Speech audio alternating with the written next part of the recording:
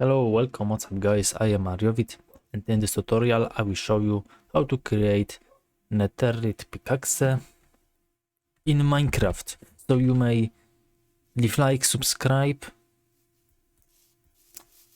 share to others, and let's go. So how to do it?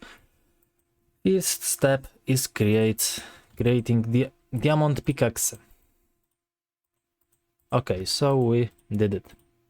And now we must create smithing table, and now we put here diamond pickaxe and one netherite ingot.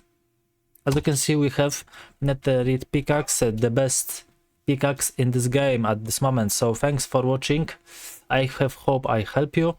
You may leave like, subscribe, share to others, write a comment. Bye bye, see you next time.